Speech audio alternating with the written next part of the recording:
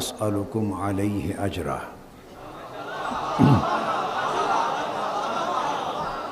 الا المودۃ فی القربى، صدق اللہ مولانا العظیم۔ قرآن مجید سارا اللہ کا کلام ہے اور اس کا اجرا زبان مصطفیٰ سے ہوا ہے۔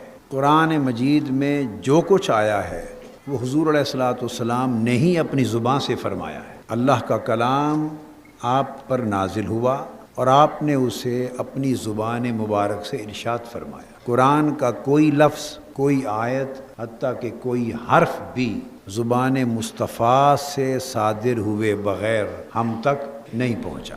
اب یہ بات میں نے تمہیدی اہمیت کے حوالے سے کہی، کیوں؟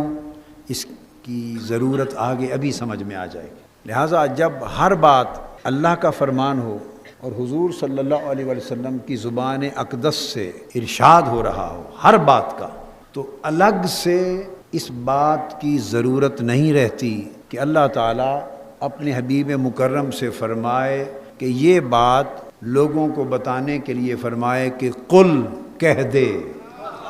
اس کی ضرورت نہیں رہتی، چونکہ ہر بات نبی ہی تو کہہ رہا ہے، کوئی اور تو نہیں کہہ رہا۔ ہر بات نبی کہہ رہا ہے اور خدا کہلوا رہا ہے۔ الحمدللہ رب العالمین، یہ بھی اس کا کلام ہے مگر کہا سنایا نبی نے ہے۔ الف لام میم ذالک الکتاب لا ریب فیہ، اس کا کلام ہے مگر ارشاد نبی کی زبان سے ہوا ہے۔ اور قل اعوذ برب الناس تک سارے قرآن کا ایک ایک لفظ اسی طرح ہی ادا ہوا ہے زبان مصطفیٰ سے۔ تو سوال پیدا ہوتا ہے، جب ہر لفظ اور ہر جملہ اللہ رب العزت نے کہلوایا اور نبی نے فرمایا، کہا، اس کے بعد کبھی کبھی ایسا کیوں ہے کہ قرآن مجید میں بات قل کے ساتھ شروع کی جاتی؟ فرما دے، قل کہہ دے۔ اس میں ایک اشارہ یہ بھی ہوتا ہے کہ باری تعالیٰ تیرا کلام ہے اور تیرے بندے ہیں، تیری بات ہے، تیرے بندے ہیں، تو خود ہی ان سے کہہ دے۔ تو رب کائنات فرماتے ہیں نہیں، میں ان بندوں سے خود کلام نہیں کرتا، میں ان سے کلام نہیں کرتا۔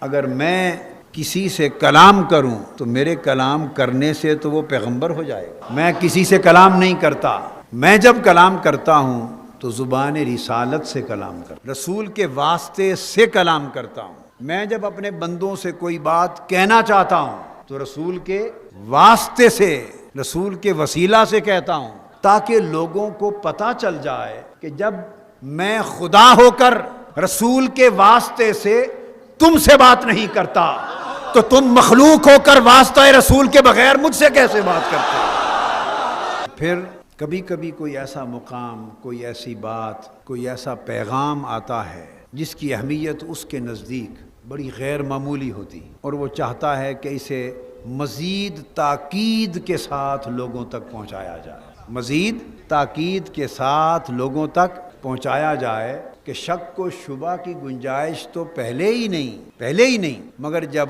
قل کہہ کر کہ محبوب انہیں سنا دے اور انہیں بتا دے اور سنا دے، جب اس کلمہ سے اس کا پیغام پہنچے گا تو لوگوں کو یہ بات سمجھ میں آ جائے گی کہ شک کی گنجائش تو پہلے بھی نہ تھی، اب فرار کی گنجائش بھی نہ رہی۔ تو فرمایا قل لا اسألکم علیہ اجرا۔ آپ صبح و شام محنت کر رہے ہیں میرے محبوب، آپ ساری رات کھڑے ہوتے ہیں اور قدمین شریفین پر ورم آ جاتے ہیں، غاروں میں رات بھر جگرتیں کرتے ہیں، ہفتوں مہینوں تنہائیوں میں روتے ہیں۔ آپ نے پتھر کھائے جس میں اقدس لہو لہان کیا ہے، آپ نے وطن چھوڑا ہے، ہجرتیں کی ہیں، آپ نے رخسار مبارک زخمی کروائے، پتھر کھائے۔ لوگ میدان جہاد میں تیغ و تفنگ لے کر، تیر اور تلوار لے کر آپ کے خلاف آئے، جسم چھلنی ہوئے، آپ کے گھر کا محاصرہ ہوا ہے، پیچھا کیا گیا ہے، آپ پر مشکلات ڈھائی گئی ہیں، اذیتیں دی گئی ہیں، اور اس کے باوجود آپ نے انہیں جہنم سے نکال کر جنت کی طرف بلایا ہے، اندھیروں سے نکال کر انہیں نور اور روشنی کی طرف لے گئے۔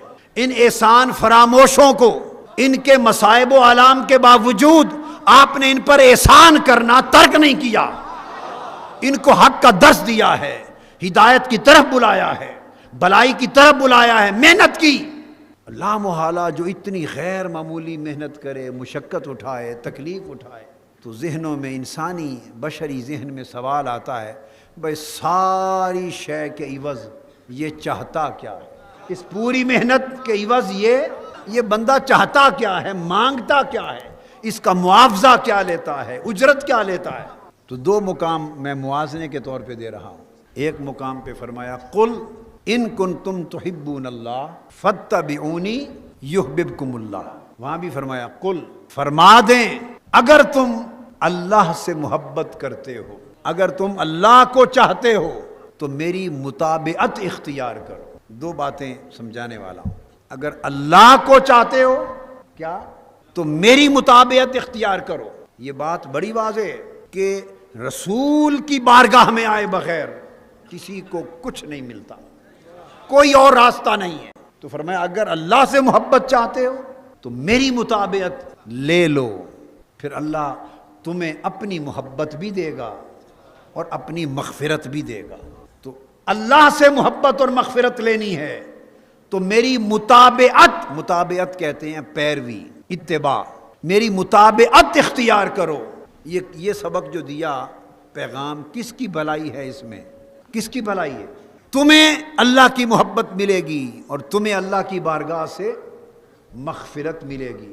تو یہاں وہ راستہ دکھایا جس میں ان کا اپنا بھلا ہے، میری مطابعت اختیار کرو۔ کس کے لیے؟ یہ تمہارے لیے۔ تو مطابعت کس کے لیے؟ لوگوں تمہارے لیے۔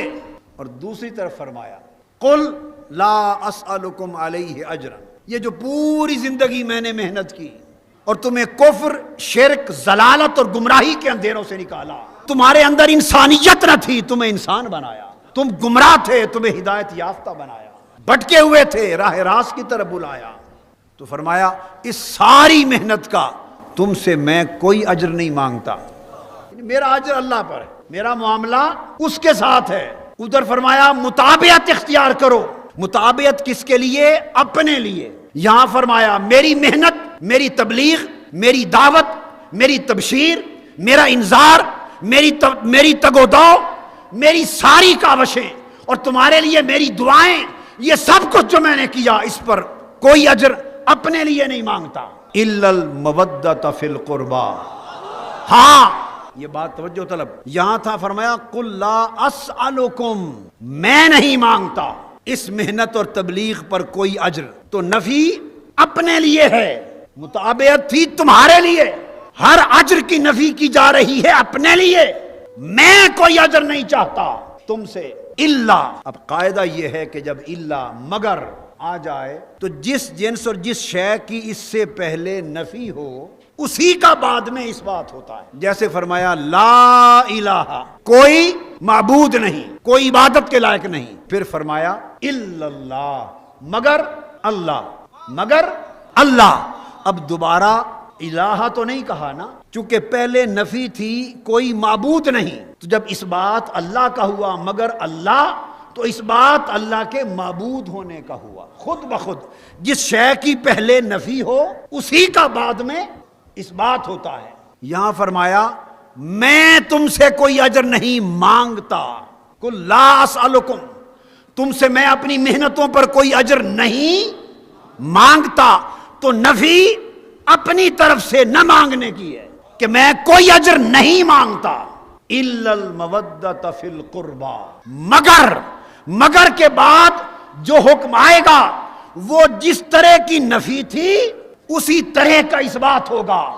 تو مطلب یہ ہوا کہ لوگوں، کوہ صفا کی پہاڑی کی چوٹی سے لے کر جس دن میں نے تمہیں شرک کی آلودگیوں سے نکال کر توحید کی شفافیت کی طرف بلایا تھا، اس دن سے لے کر گنبد خضرا کی طرف سفر کرنے تک پوری زندگی انسانیت پر اور امت پر میں نے جتنے احسانات کیے ان پر کوئی اجر نہیں مانگتا۔ ہاں ایک شے تم سے مانگتا ہوں، اور وہ یہ کہ اگر مجھے کچھ دینا ہے میرے کرم کے عوض تو میری فاطمہ سے محبت کرو۔ فرمایا اور کچھ نہیں مانگتا۔ نبی نے عمر بھر امت کو دیا ہے، مانگا کبھی نہیں۔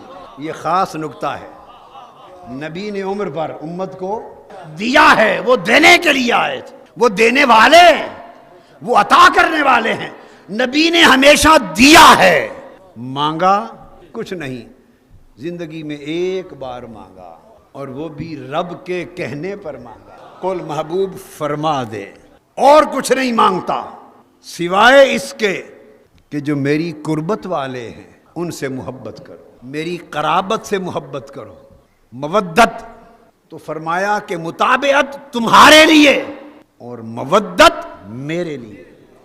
جو متابعت کرے گا وہ اپنا اجر پائے گا اللہ کی بارگاہ سے، اور جو مودت کرے گا حضور کی اہل بیت سے مودت اور محبت کرے گا وہ اجر پائے گا مصطفیٰ کی بارگاہ۔